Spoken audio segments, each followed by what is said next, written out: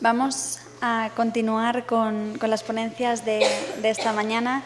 A continuación vamos a escuchar la ponencia El verdadero signo de la amistad, según Santo Tomás de Aquino, que estará impartida por el profesor doctor Enrique Martínez García, que es profesor del grado de Filosofía en la Universidad Católica de Ávila y CEU de Abad Oliva, y le acompaña en la mesa la profesora de esta casa, doña Marisa Pro Velasco. Gracias, Ana. Yo tengo el honor de presentar hoy al profesor Enrique Martínez. Él nació en Barcelona y yo sé que hoy tiene el corazón dividido entre Barcelona y Ávila porque ha nacido un nieto ayer a última hora y llevábamos esperando ese momento tiempo y bueno, ha querido el Señor que sea así cuando está en este congreso sobre la amistad. Él es doctor en Filosofía por la Universidad de Barcelona con la tesis Persona y Educación en Santo Tomás de Aquino. Se ha formado en la Escuela Tomista de Barcelona y es profesor catedrático en la Universidad Abad Oliva CEU, donde dirige el máster universitario en Estudios Humanísticos y Sociales. También coordina el programa de doctorado en Humanidades para el Mundo Contemporáneo, algo pues tan necesario en la actualidad. Ha luchado muchísimo también por el grado conjunto que tenemos el CEU Abad Oliva y la Católica de Ávila, y ha trabajado pues, de manera incansable. Ahora quizá dirá él algo más sobre ello. Dirige el Instituto Santo Tomás de la Institución Valmesiana y su revista Espíritu. Es miembro ordinario de la Pontificia Academia de Santo Tomás y pertenece a su consejo directivo e investiga sobre todo acerca de metafísica de la persona y sus implicaciones en el conocimiento y la educación. Yo ciertamente pues, puedo decir de él que es un buen amigo, un buen compañero, una persona excepcionalmente eficaz y pues, muy responsable en todo lo que yo le he visto llevar a cabo.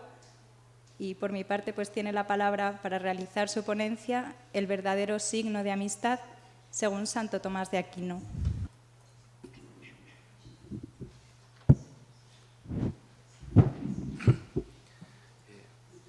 Muchas gracias por esta amable presentación. Monseñor, autoridades académicas, profesores, alumnos, amigos. En esa presentación se han mencionado varias cosas muy importantes. Una de ellas, sin duda alguna, el nieto recién nacido, que espero ver esta noche o mañana a primera hora. Y también el grado en Filosofía, conjunto entre la Universidad Católica Santa Teresa de Jesús de Ávila y la Universidad Abad Oliva CEU, un grado que tiene la matrícula abierta, así que mucho ánimo a todo aquel que quiera estudiar filosofía, ya presencialmente, ya a distancia. Bien, y terminada esta cuña publicitaria, voy a pasar al tema que nos ocupa, que es el de la amistad. El verdadero signo de la amistad. Estas son palabras de Santo Tomás de Aquino en el comentario al versículo 15, capítulo 15 del Evangelio de San Juan, que está muy presente en el Congreso. Pues son varios los ponentes que se han ido refiriendo a este versículo del Evangelio de San Juan. Ya veremos después el texto completo del comentario de Santo Tomás. Pero lo que voy a tratar de mostrar es que la amistad es una comunicación de vida personal por medio de la palabra y sobre todo por medio de la palabra que surge del corazón, verbum cordis. Y este es el verdadero signo de la amistad. Para ello, he dividido la exposición en dos partes bien diferenciadas. La primera partirá de la naturaleza del amor, tal y como podemos conocerla en las criaturas por la razón natural. Comprendiendo la naturaleza del amor, proporcionalmente, analógicamente, en los entes creados. Contemplar el amor en el universo. De manera que encontraremos la primacía analógica en la persona, el subsistente de naturaleza racional como sujeto y término de amor, de amistad, según la expresión de mi maestro Francisco Canals. Persona que se da a sí misma por medio de la palabra que surge del corazón. Esta será la primera parte.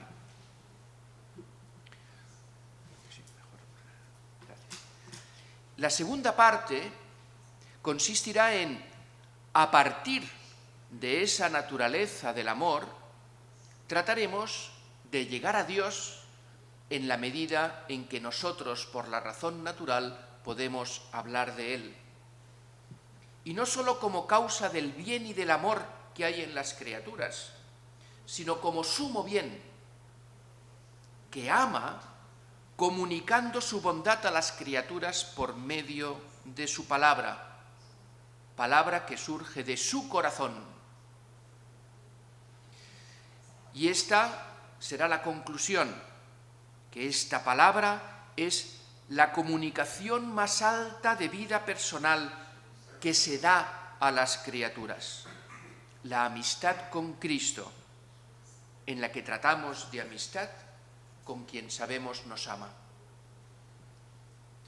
Voy a seguir, en este caso, la enseñanza de Santo Tomás de Aquino, sobre todo en el tratado del amor, al hablar de las pasiones, en la caridad, en el tratado de la caridad, y en su comentario al Evangelio de San Juan, sobre todo al capítulo 15.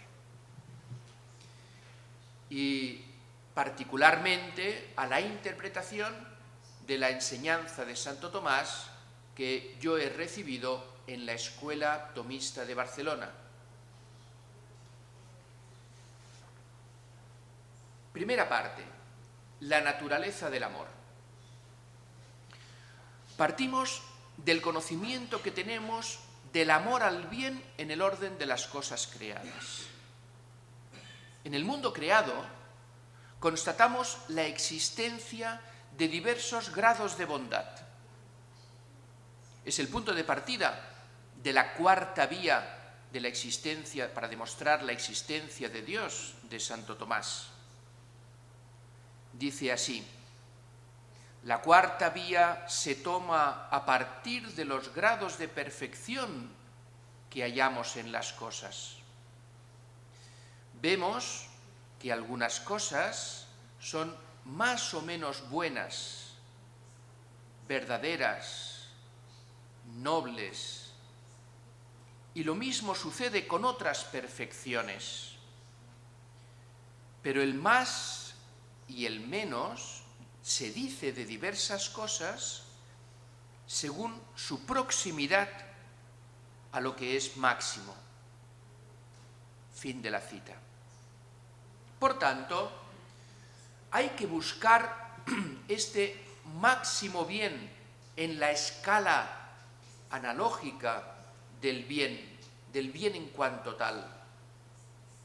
Y para ello voy a utilizar dos criterios de distinción usados por Santo Tomás. El primero será mayor bien el que sea amado por ser más comunicativo de su propia perfección, por ser más comunicativo. Segundo criterio, será mayor bien el que sea amado por sí mismo y no por otro. Primer punto de esta primera parte. El bien amado en cuanto que es comunicable al amante. Este es el primer criterio que fundamenta, o mejor dicho, este es el principio metafísico que fundamenta el primer criterio que hemos mencionado. Bonum amatur in quantum es comunicabile amanti. El bien es amado en cuanto que es comunicable al amante. Esto lo explica Santo Tomás en el Tratado de las Pasiones. En este tipo de amor, el bien es amado desde la potencialidad de la criatura, que busca el bien que no tiene para alcanzarlo. El bien apetecido debe entonces poder ser comunicado a la criatura que lo apetece. Aquel bien que viene a perfeccionar al que lo busca. Y así poder descansar en ese bien una vez conseguido. Es el dinamismo del deseo, desde la potencialidad, desde la indigencia, buscar un bien que nos perfeccione y en el que poder descansar.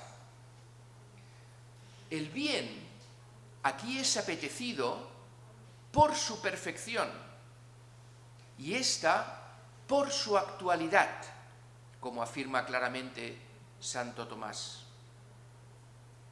Mas este bien, que en su perfección apetece todo ente para su propio perfeccionamiento, puede ser, por ejemplo, la propia perfección natural, apetecida con un amor natural.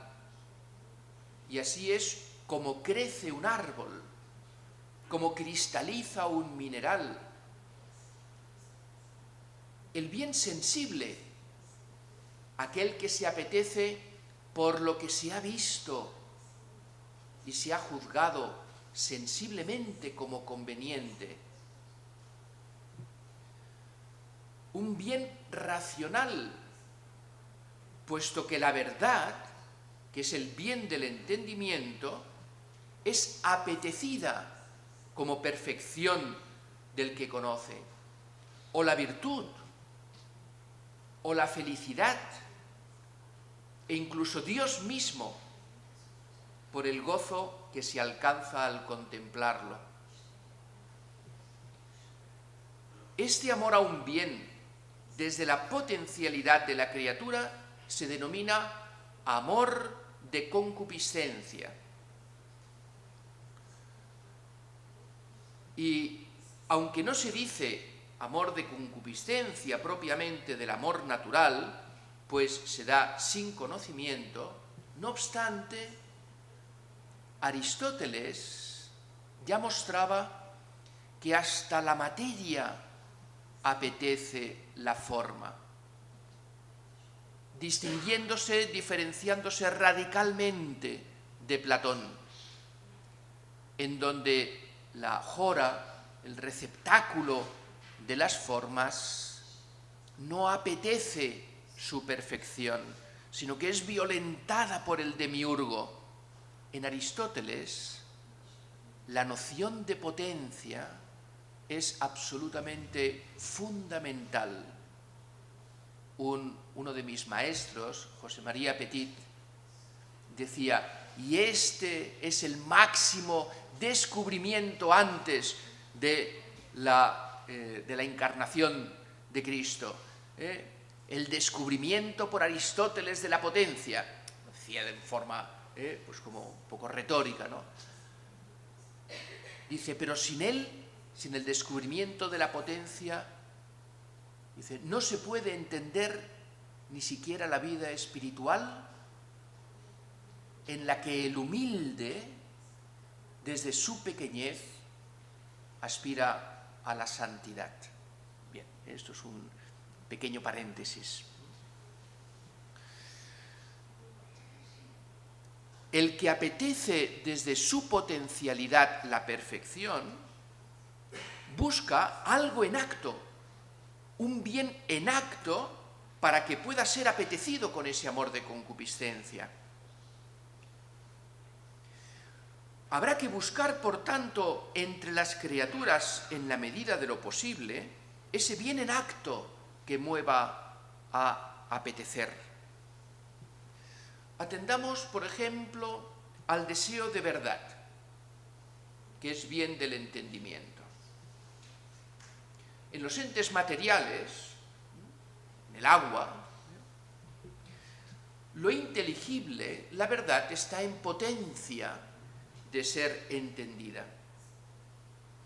Por lo que no puede decirse en propiedad que sea apetecible lo que está en potencia, pero sí es inteligible en acto en el entendimiento que ya lo ha conocido, porque el lugar propio de la verdad es el entendimiento que conoce. Y esto es lo que se da en el maestro. El maestro, desde su ciencia en acto, puede comunicar la verdad al que no sabe. Son las verba doctoris, las palabras del maestro, de las que habla Santo Tomás en la cuestión de veritate. Surge entonces un amor de concupiscencia en aquel que no conoce la verdad, pero la ve en su maestro, y entonces desea conocer la verdad, la que está en su maestro, para después poder comunicarla. Es evidente que sólo puede comunicarnos un bien racional quien subsiste en una naturaleza racional, quien tiene entendimiento y voluntad. Y así, la comunicación de un bien racional como la verdad será voluntaria.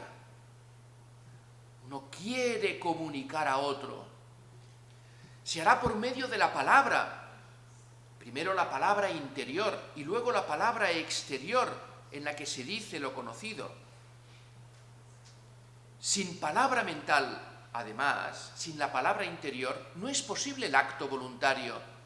Ya lo decía San Agustín, nadie hace algo queriendo que primero no lo haya dicho en su interior. Mas debe decirse que el fundamento del decir lo conocido y de obrar voluntariamente solo es posible porque la criatura intelectual se posee a sí misma en su ser subsistente, porque subsiste por sí. Es la metafísica del ser como acto de Santo Tomás que enseñó admirablemente mi maestro Canals. Por todo ello, el subsistente en una naturaleza intelectual recibe nombre de dignidad individual. Ese nombre es el de persona. Paso entonces al segundo punto de la primera parte, la persona como bien amado por sí mismo. El reconocimiento de esta dignidad personal mueve a que más allá del amor de concupiscencia a un bien útil o a un bien deleitable, surja otro tipo de amor a un bien honesto, es decir, amado por sí mismo, el cual puede ser amado como bien por sí mismo en tanto que uno se ama primero a sí mismo, de manera que se ama entonces al otro, al amigo, como a uno mismo. Así pues, si es claro que debe afirmarse la primacía del bien honesto respecto de los otros bienes, el bien útil, el bien deleitable, deberá afirmarse asimismo que entre todos los bienes honestos el más amado por sí mismo, es el ser personal. Y que el amor que se tiene a la persona es un amor superior al que se tiene al bien útil o al bien deleitable. Si el amor que se tiene a esos otros bienes se llama de concupiscencia, el amor personal es de benevolencia, y que si es recíproco, alcanza el amor de amistad, que sólo es posible entre personas.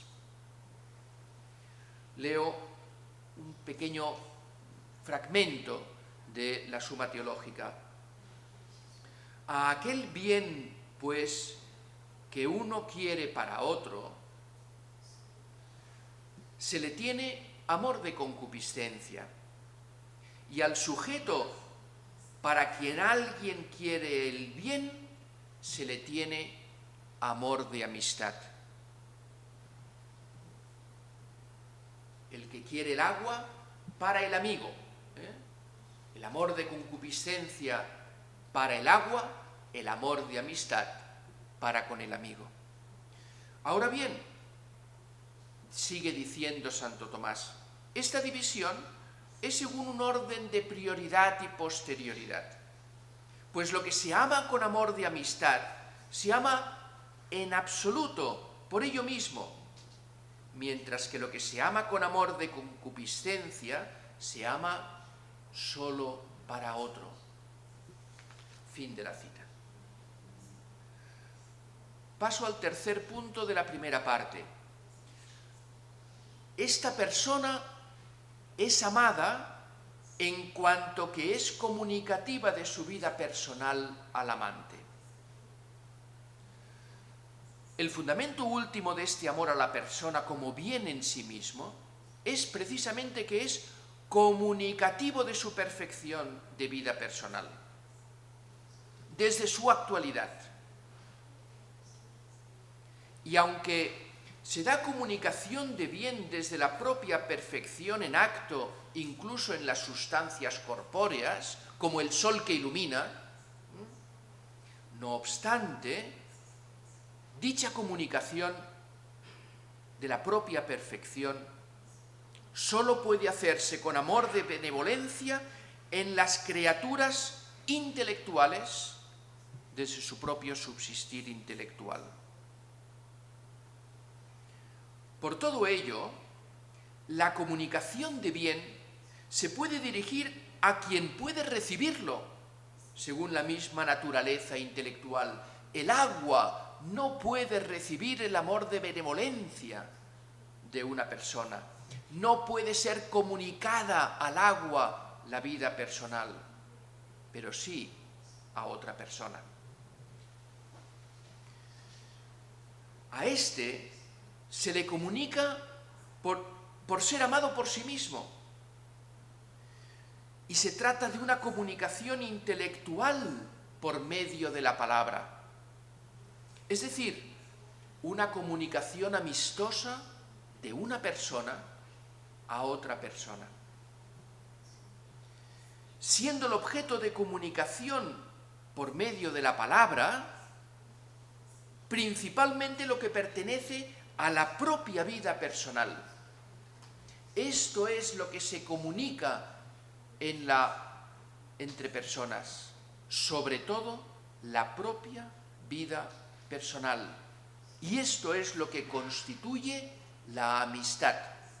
Y ahora paso a leer una parte del texto de Santo Tomás comentando Juan 15:15. Luego lo leeré completo. Dice: el verdadero signo de amistad es que un amigo revela los secretos del corazón a su amigo. Repito, el verdadero signo de amistad es que un amigo revela los secretos de su corazón a su amigo. En efecto, sigue diciendo, porque el corazón de los amigos es uno solo. y una sola alma. Por eso, no parece que un amigo ponga fuera de su corazón lo que revela al amigo. Y ahora me permito leer otro texto que no estaba en el documento inicial, pido disculpas a quienes traducen, de Jaime Bofill, uno de los máximos representantes de la Escuela Tomista de Barcelona, en donde esto lo explica con encendidas palabras. Dice Bofill: por la amistad queda vencida definitivamente la soledad. Al quedar igualmente satisfechas tanto nuestras aspiraciones a ser comprendidos, apreciados, amados, es el amor de concupiscencia, como aquellas otras en dirección contraria, a derramar en otros la plenitud de nuestro corazón en apacible confidencia. El deseo de ser comprendidos y el deseo de derramar en los otros la plenitud del propio corazón. Ex indigencia, ex plenitudine. Sigue diciendo, se da en la amistad el enriquecimiento de una persona por lo que hay de más valioso en el universo entero. Otra persona que se entrega a sí misma, es un acto de donación, de entrega, de amor, que se entrega a sí misma, introduciéndonos en lo íntimo de su vida y de su ser, en ese diálogo en apacible confidencia. Concluyo la primera parte.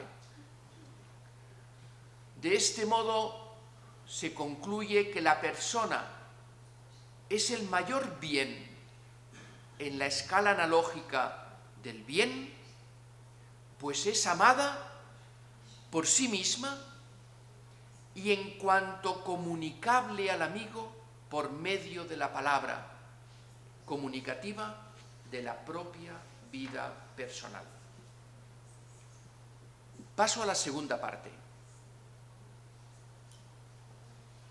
sobre el amor divino. Y voy a seguir un planteamiento filosófico, según la razón natural, pero que al final tendrá que ser completado, perfeccionado por la revelación.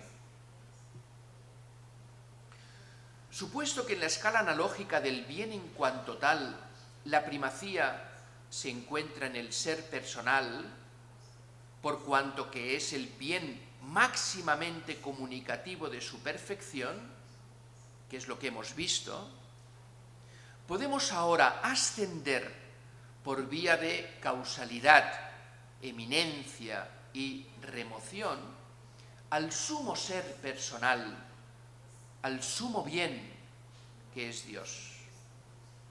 Primer punto.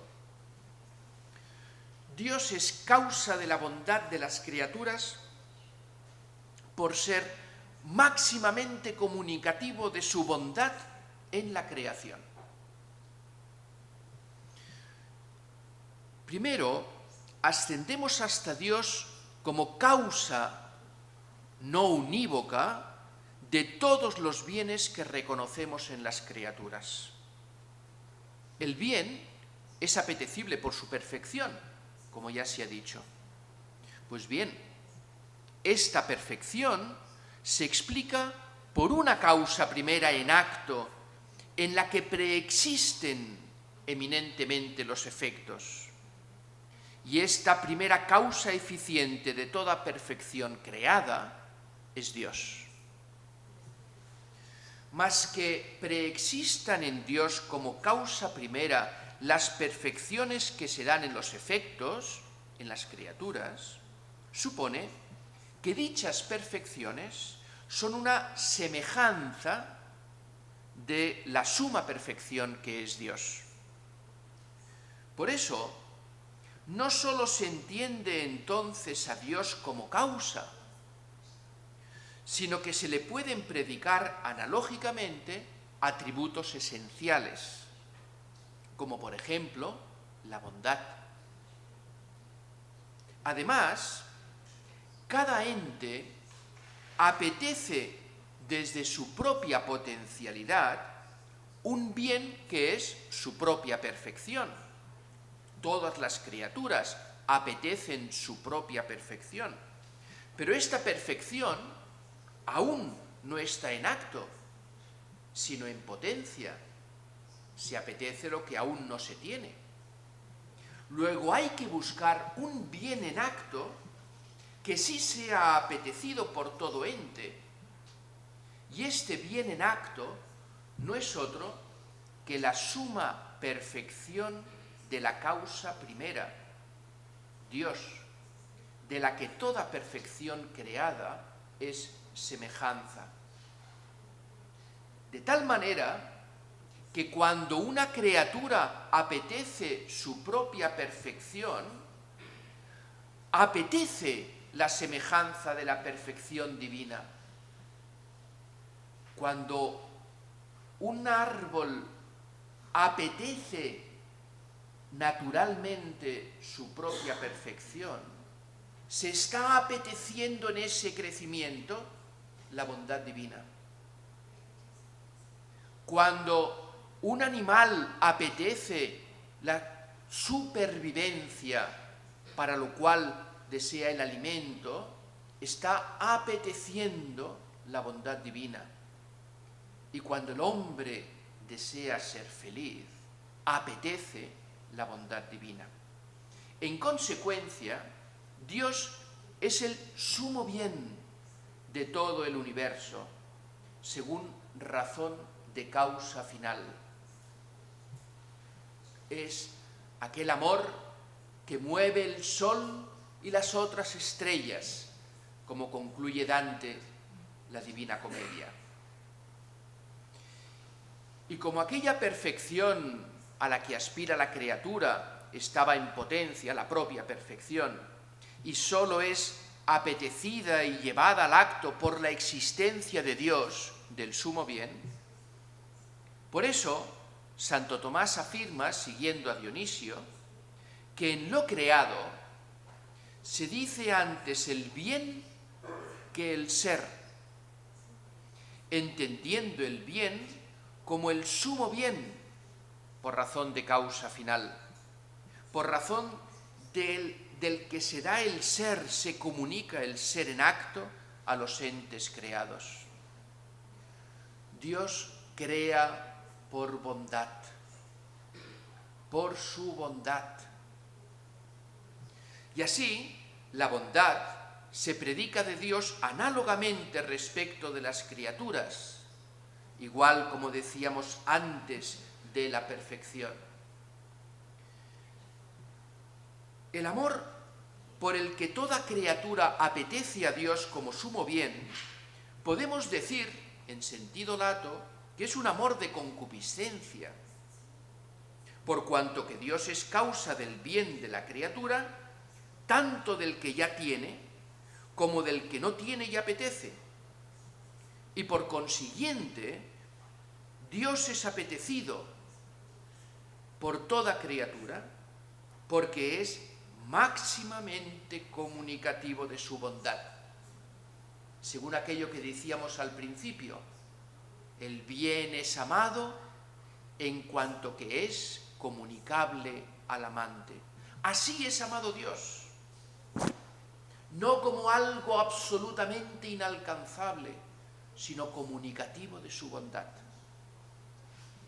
Segundo punto de la segunda parte. Dios es causa de la bondad de las criaturas racionales por ser máximamente comunicativo de su bondad en tanto que sumo ser intelectual, de naturaleza intelectual. Hemos reconocido anteriormente que las personas, los subsistentes intelectuales, son el máximo bien en la escala analógica del bien. En el universo, el máximo bien se encuentra en el ser personal, por cuanto que las personas somos sujeto y término de amor, de amistad, comunicativas por la palabra de nuestra propia vida personal. Pues bien, cuando ahora ascendemos al sumo bien, a Dios, tendremos que reconocer que el bien de las criaturas racionales también se encuentra en él como causa primera eminente, no unívoca. Dios es causa del ser de las criaturas intelectuales, pero en tanto que imagen de Dios, no ya solo como vestigio, como huella, y eso por ser de naturaleza racional. Y si Dios es causa de la naturaleza racional, con nuestro entendimiento, con nuestra voluntad, Dios será también causa del subsistir en tal naturaleza, del ser personal, y que Dios sea causa primera y eminente del bien del subsistente en una naturaleza intelectual, del ser personal, nos lleva a afirmar por la razón natural que no solo Dios es suma perfección, que no solo Dios es suma bondad, sino que Dios es sumo ser personal. La Trinidad de personas nos es revelada, pero la condición personal de Dios es conocida por la razón natural. Y como la criatura racional apetece su propia perfección, que es la felicidad, deberá afirmarse el sumo bien en acto, fin último de la criatura racional, sin el cual no apeteceríamos ser felices. Sin Dios no desearíamos la felicidad. Así pues, el deseo de felicidad en el hombre es en realidad deseo de Dios. La comunicación de la bondad divina se hace ahora según la subsistencia intelectual de Dios, que comunica como bien a las criaturas racionales en la medida de lo posible. ¿Y cómo realiza Dios esta comunicación? Pues intelectualmente, según entendimiento y voluntad. Lo hace porque ama su propia bondad. Dice Santo Tomás comentando el De Divinis Nominibus de Dionisio: del amor de su bondad procedió el que Dios quisiera difundir y comunicar a otros su bondad, en la medida que fuera posible, a saber, a modo de semejanza, y que su bondad no permaneciera en él solamente, sino que se derramara sobre otras cosas.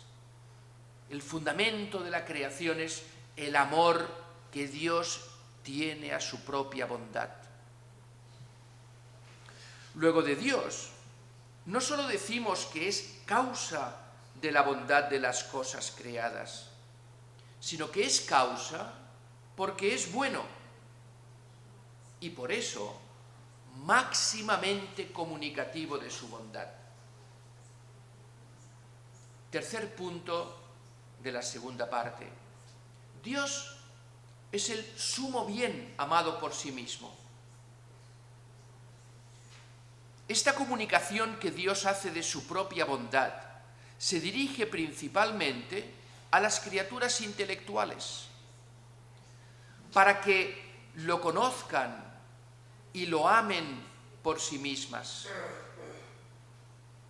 Al hablar de la creación, Santo Tomás dice que la máxima perfección se da en aquellos que son, en aquel que es capax summi boni, capaz del sumo bien, por el conocimiento y el amor, las criaturas racionales.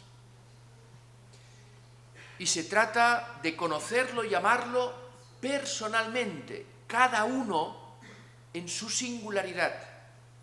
Por eso, dice Santo Tomás, que las criaturas intelectuales son amadas por el Creador por sí mismas, cada una por sí mismas, por sí misma. Por todo ello, la criatura racional reconoce en Dios el sumo bien amable por sí mismo, el sumo bien honesto. Y así, si bien la criatura racional comienza amando a Dios con amor de concupiscencia, pues apetece la comunicación de la bondad divina para alcanzar su propia perfección, que es la felicidad. Apetece el propio gozo, y eso es recto, esto es ordenado, claro que sí. Apetecer a Dios por el gozo que me causa su contemplación. Pero además de esto, y por encima de esto, lo ama con amor de benevolencia, e incluso con cierto amor de amistad, en tanto que es el máximo bien amable por sí mismo. Y esto es lo que nos lleva a la revelación sobre la posibilidad y la realidad de esta amistad con Dios. Porque aquí ya Virgilio deja a Dante y ahora es Beatriz la que nos introduce en la intimidad con Dios. Esta revelación de la amistad con Dios supera el orden natural. Pero hay que añadir, pero no lo destruye. La enseñanza de Santo Tomás se sintetiza en esta frase: la gracia no destruye la naturaleza, sino que la perfecciona, también en lo referente al deseo natural de conocer a Dios. ¿Y cómo se realiza esto? No puedo menos que citar en esta casa, en este caso a San Juan de la Cruz, en el romance de la Encarnación, que llevaba a mi maestro Canals a llorar cada vez que lo leía y lo comentaba, dice San Juan de la Cruz: en los amores perfectos, esta ley se requería, que se haga semejante el amante a quien quería. Por eso, Dios hace a su palabra, a su Hijo, hacerse semejante al hombre.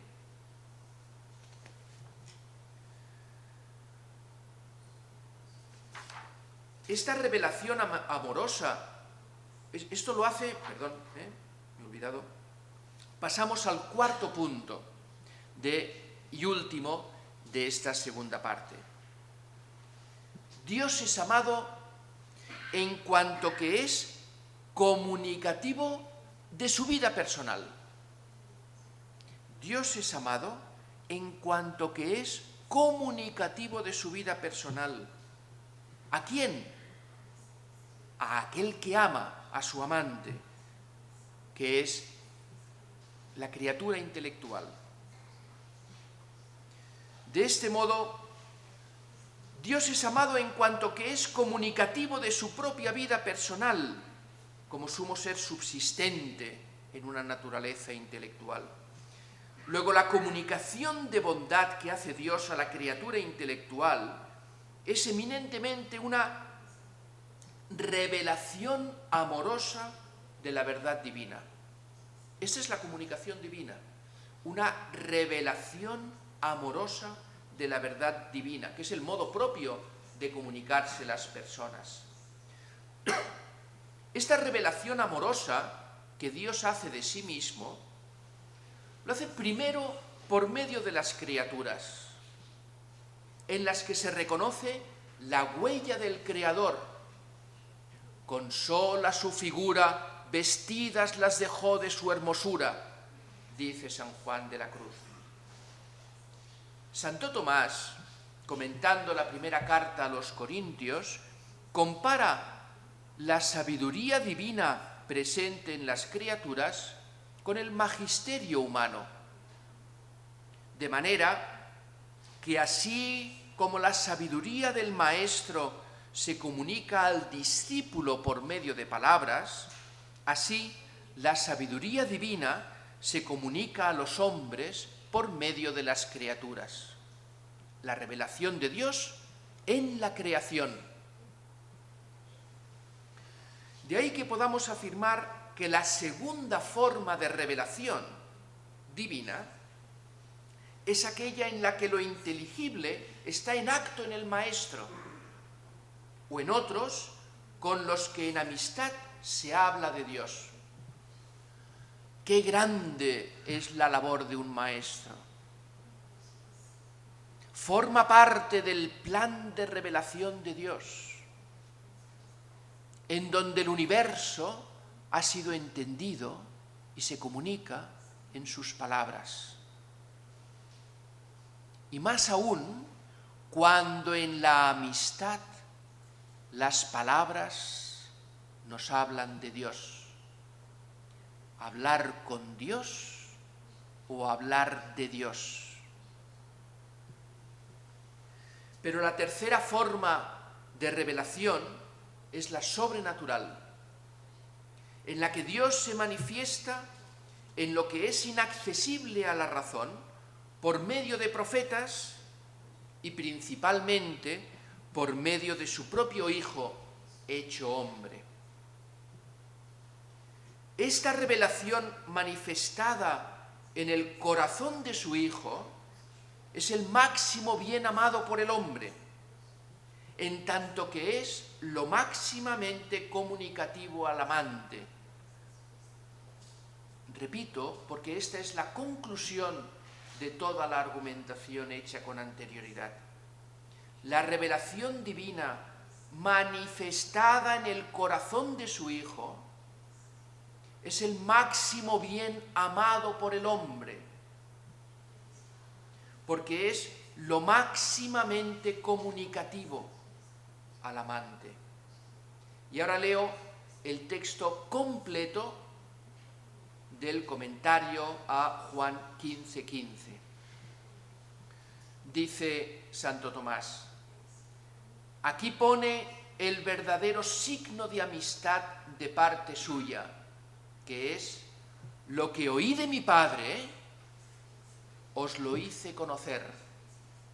En efecto, el verdadero signo de amistad es que un amigo revela los secretos del corazón a su amigo, porque el corazón de los amigos es uno solo y una sola alma.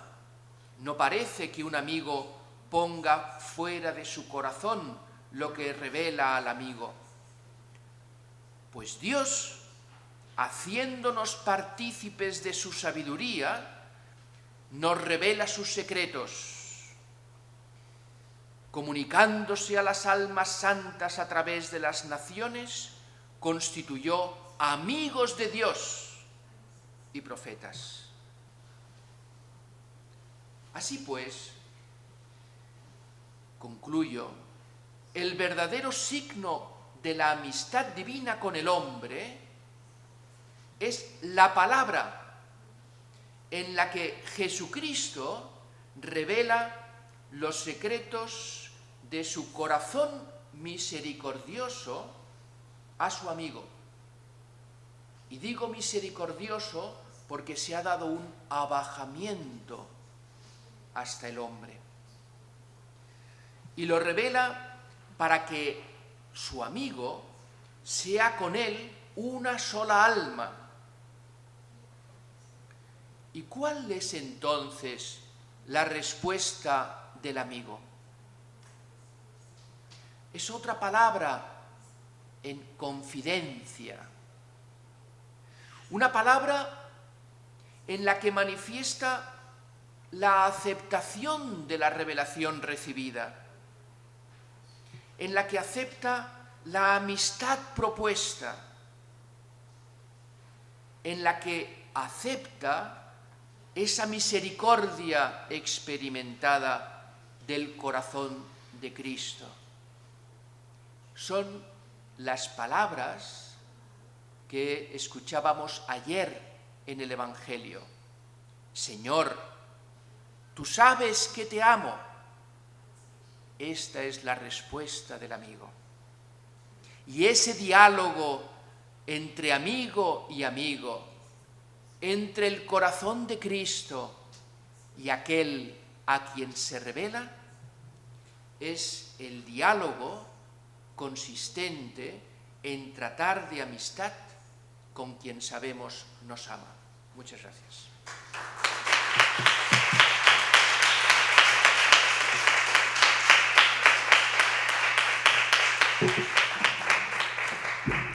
Muchas gracias por esta magnífica ponencia. Si les parece, continuamos con el turno de preguntas que podrán acercar para que la profesora Marisa se las traslade al ponente. En lo que nos llega alguna pregunta a la mesa, a mí me ha parecido especialmente interesante y bonito también ese comentario de Santo Tomás a Juan 15:15. El verdadero signo de amistad es que se revelen los secretos del corazón, porque es como si yo no los pusiera fuera, sino como si se quedaran dentro. Y a mí me llama la atención, ¿no?, en contraposición a esto que dice Santo Tomás, pues Aristóteles sí que viene a decir, no le comentes al amigo algo que le pueda entristecer mientras lo puedas llevar tú solo. Yo no sé si Santo Tomás tendría esta visión también, ¿no?, de no querer compartir algo que al amigo le pueda entristecer porque a mí me entristece y mejor me lo callo, o Santo Tomás viene a decir, pues como hemos oído antes también con lo de San Pablo y las comunidades, ¿no?, comparto alegrías y dolores. Pues Santo Tomás lo responde, así que me quedo bien tranquilo porque Santo Tomás lo responde. Cuando Santo Tomás habla de la amistad y también de la tristeza, en el Tratado de las Pasiones, dice que uno de los remedios para la tristeza es la amistad. Y uno de los remedios para la tristeza es la amistad, dice, por varias razones. Una, porque el compartir la tristeza significa aliviar el peso. Como si uno lleva una carga pesada y entonces un amigo pues comparte ese peso, uno se ve aliviado. Pero dice, pero no solo por esa razón, dice también y más todavía porque uno se siente amado. El hecho de que uno comparta la tristeza con el amigo significa experimentar que es amado, y eso es mayor remedio todavía para la tristeza. Y eso es la misericordia a la que he aludido al final. Esa misericordia por la cual, dice Santo Tomás, Dios no solo conoce nuestra miseria, sino que la experimenta en su corazón. Eso es lo que, comentando la carta a los Hebreos, dice, es lo propio de la misericordia de Dios, no solo conocer nuestra miseria, sino experimentarla en su propio corazón. Experimentar nuestra miseria. Y esto es lo que decía hace un momento sobre compartir la tristeza entre los amigos, pero en este caso, siendo el amigo, pues el mismo corazón de Cristo. Por tanto, en este caso respondería que sí. Duda resuelta. Muchas gracias, Enrique. Nos han llegado otras preguntas. En primer lugar, ¿qué diría Santo Tomás? ¿Qué es más elevado, conocer la verdad o realizarla? Bien, aquí es un tema que, digamos, ha tenido históricamente su polémica. Jaime Bofill, uno de los máximos representantes de la Escuela Tomista de Barcelona, escribe una obra que recomiendo vivamente, La escala de los seres, en donde critica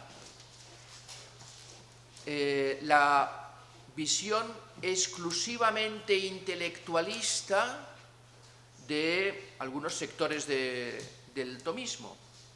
En este caso critica la obra El intelectualismo según Santo Tomás del padre Pierre Rousselot, un jesuita que pues hacía esa interpretación. Y entonces muestra abundantemente cómo el conocimiento no va separado del amor. Incluso se puede aludir aquel texto, Santo Tomás comenta aquel texto de San Gregorio en donde dice que el conocimiento mismo es amor. Y dice, y esto hay que entenderlo sobre todo en la visión beatífica. En la visión beatífica, el conocimiento, la visión de Dios, que es visión, se realiza como la culminación de lo que es amado, y en donde el amor descansa plenamente, pero con operación, no dejar de actuar, ¿no?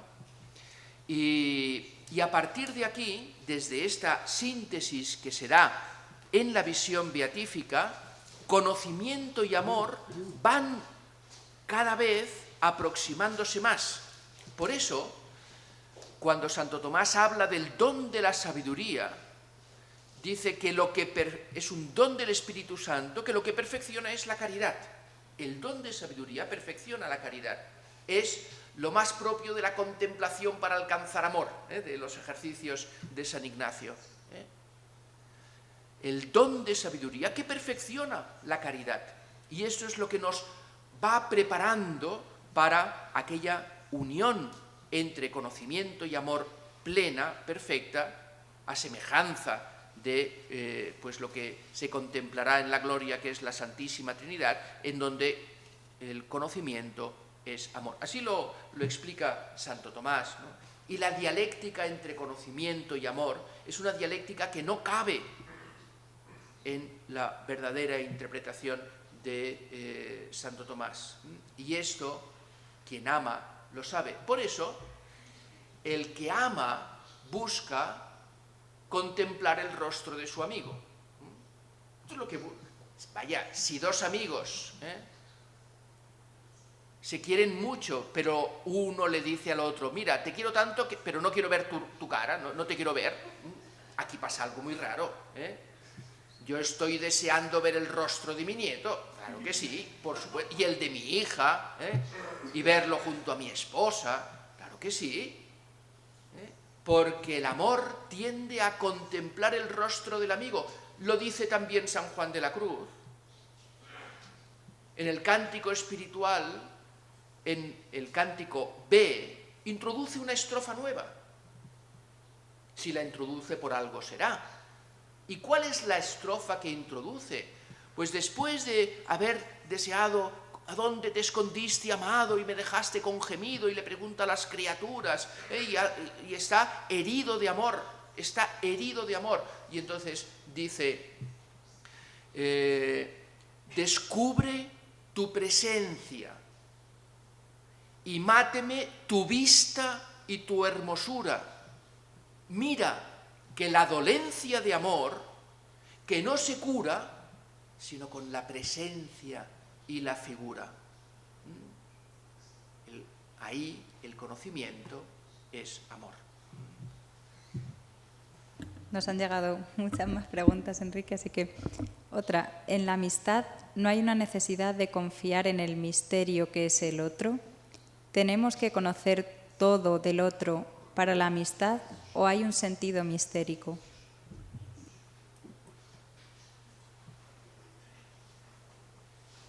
Bueno, esto de algún modo ya se respondió ayer.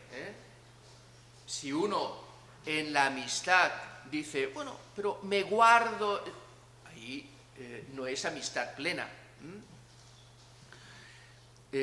Otra cosa es que nunca uno alcance a conocer en plenitud el corazón del amigo, porque ¿quién conoce plenamente su propio corazón?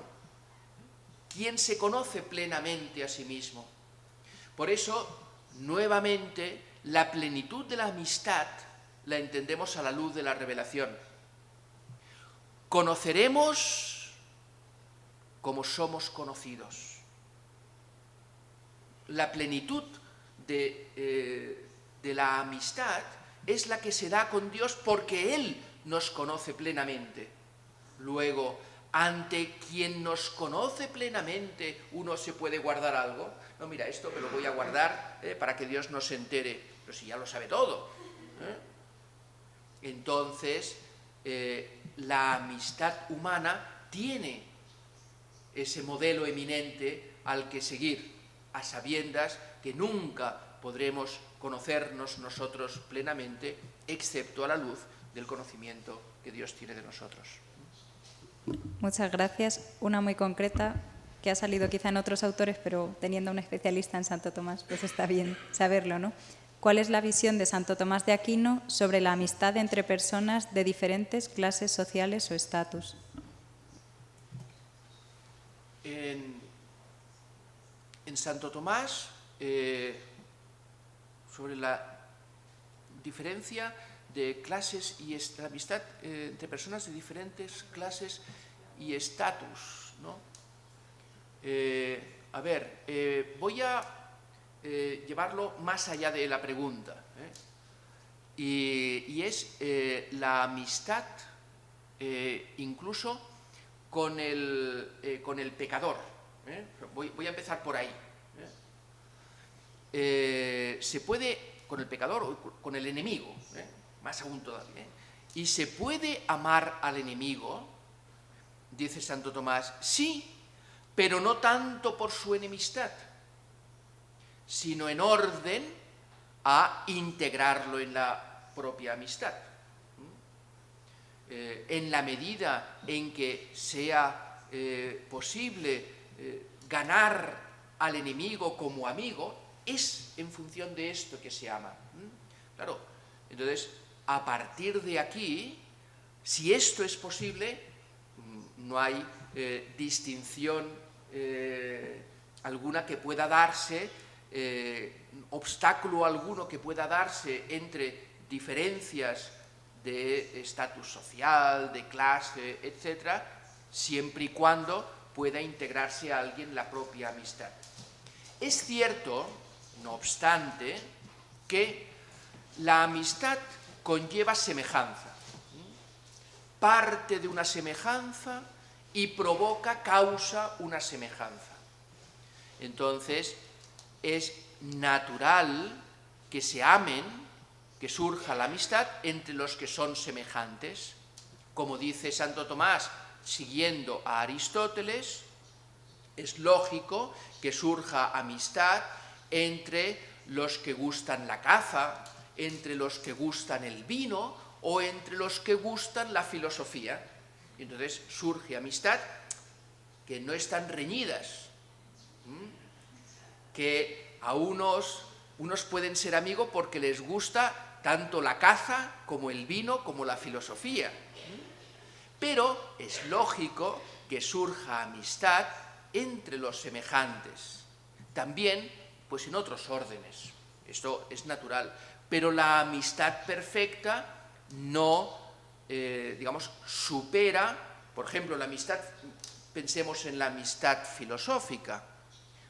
Si realmente se da una amistad filosófica, puede darse entre aquellos que son, pues, de diferente clase social. Solo faltaría, por supuesto. Ahora que hablamos así de las diferencias en la amistad, preguntan, ¿es la relación entre hombre y mujer una forma específica de amistad o hay aquí una diferencia con otras formas de la misma? Bien, yo respondería lo mismo que he dicho antes, pero añadiendo que la amistad conyugal es, en el orden natural, la más perfecta. La amistad conyugal es, en el orden natural, la más perfecta. Yo decía antes que la gracia no destruye la naturaleza, sino que la perfecciona. Pues bien, en la revelación nos aparece precisamente el amor conyugal como la imagen del amor de Dios a los hombres. Esto aparece en el Cantar de los Cantares, esto aparece en los profetas, aparece en San Pablo, y cuando compara el amor de Cristo a su Iglesia con el amor conyugal, gran misterio es este. Y yo lo remito a Cristo, al amor de Cristo a su Iglesia. ¿Y por qué es el más perfecto en el orden natural? Es el más perfecto porque es aquel en el que se da la donación más completa en cuerpo y alma, en primer lugar. Es aquel más perfecto porque es el que se da en la máxima intimidad, que es signo de perfección. La máxima intimidad. Y me refiero a la máxima intimidad no solo en la corporeidad, sino en la confidencia. Y es la más perfecta porque es la que se da con máxima fecundidad, que también es signo de perfección. La que se da con máxima fecundidad. La naturaleza es comunicativa de su perfección. ¿Dónde se manifiesta más claramente la naturaleza? En la generación. Ahí es donde más claramente se manifiesta la generación. La generación en los árboles, en los animales, en los hombres.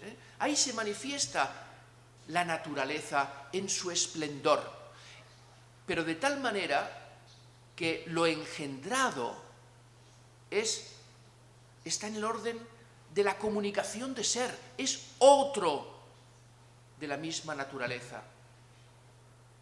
Y esto es la generación vital. Esto es lo que dice Aristóteles y luego Santo Tomás cuando comenta los sentidos de naturaleza. Por eso la naturaleza en la generación se manifiesta con todo su esplendor. Por eso la cultura contemporánea, por llamarlo cultura, si algo quiere atentar, si algo quiere combatir, es precisamente la naturaleza en el orden generativo. Ahí es donde encuentra la máxima oposición, su máximo objeto a combatir, la generación, porque es lo más manifestativo de la naturaleza, ¿no? Pues bien, por esta razón también, el amor conyugal fecundo es el que manifiesta más plenamente el amor natural. Y por eso, como la gracia no destruye la naturaleza, sino que la perfecciona, este amor es el que ha sido elevado al rango de sacramento. Muchas gracias. Nos hacen otra pregunta que quizás sea como un actualizar el pensamiento de Santo Tomás. Dicen, Benedicto XVI comentaba que hoy muchos jóvenes no sienten deseo de Dios ni creen necesitarle. ¿Significa esto que no entienden sus verdaderos deseos o que en realidad han desordenado sus deseos? ¿Cómo transmitir hoy que la felicidad del hombre es imposible sin Dios? A ver, lo primero, el deseo de Dios se da en todo hombre, se da en toda criatura, pero digamos en tanto que es racional, se da en todo hombre aunque no conozca a Dios. No significa que uno ha conocido a Dios y como conoce a Dios entonces lo desea. No, no, en la misma inclinación natural a la propia perfección se da el deseo de Dios aunque no se conozca a Dios. Por tanto, en ese joven se da un deseo de Dios. Claro, ¿cómo hacer, cómo llevar a este joven a identificar que ese deseo que tiene de felicidad es en realidad un deseo de Dios?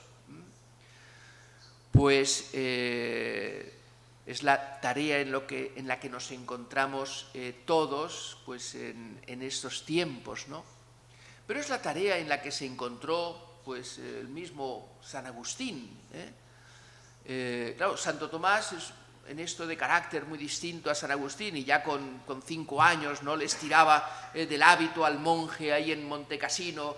¿Y quién es Dios? ¿Quién es Dios? ¿No? Bueno, ahí está ese...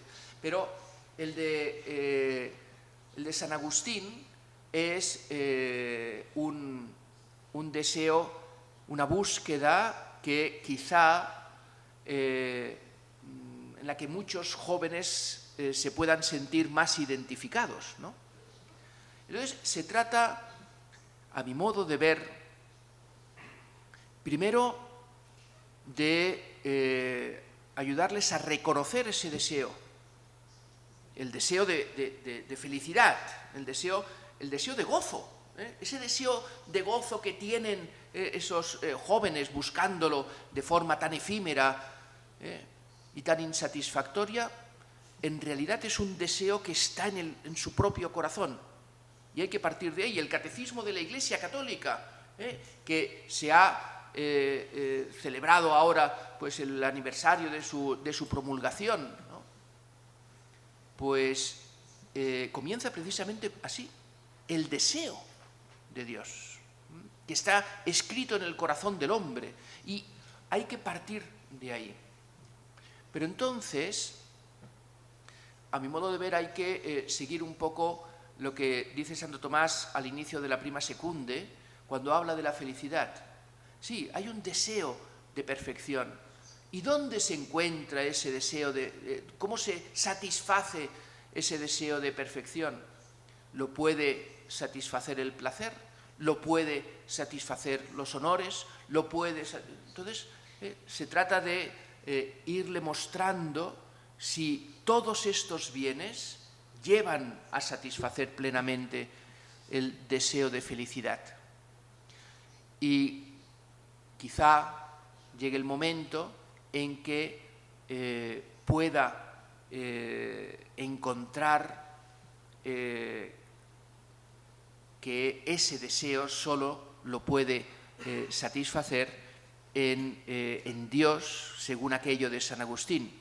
Nos hiciste, Señor, para ti, y nuestro corazón está inquieto hasta que descanse en ti. Pero será fundamental en este camino que alguien que haya ya encontrado a Dios se lo manifieste. Es lo que decía antes del Maestro. Aquel que ya ha conocido la verdad es el que puede comunicarla. Pues aquel que ha descansado en Dios es el que puede comunicarle a otro dónde puede verdaderamente descansar. Muchas gracias, Enrique. Nos llegan muchas más preguntas también por el chat. Una quizá algo breve. Volviendo al tema de los deseos del corazón y cómo se le comunican al amigo, plantean una cuestión. Dicen, ¿qué sucede si en parte se le revelan esos secretos, pero hay cosas que se le ocultan? En parte no. ¿Qué tipo de amistad sería esa? bueno, sería una amistad imperfecta. Claro. A ver, la razón de amistad se da incluso en la amistad utilitaria y en la amistad deleitable, no perfectamente. Se salva la razón de amistad cuando se busca el bien del otro, pero, bueno, ahí, en fin, se da de modo imperfecto. Pues aquí también, se da la razón de amistad, pero imperfectamente. Esa era más concreta. Y yo creo que una última, dicen la pregunta es algo compleja y espero expresarla bien. Desde lo dicho en la ponencia, ¿el ser humano es amigo de Cristo que se comunica al hombre o amigo de Dios Padre, cuya palabra es el Hijo, Cristo? Vamos a ver, vamos a responderlo pues como nos ha sido revelado, ¿no? Ya no os llamo siervos, a vosotros os llamo amigos, porque todo lo que he oído a mi Padre os lo he dado a conocer. Os llamo amigos. La amistad es una amistad con Cristo y esa amistad con Cristo nos introduce en el corazón de Dios. Por tanto, la amistad con Cristo es una amistad que nos introduce en el misterio mismo de Dios, Padre, Hijo y Espíritu Santo. Por tanto, yo lo respondería así, y en cualquier caso tendremos al final, el día del juicio, un turno por la tarde, un turno de ruegos y preguntas, pues para acabar de...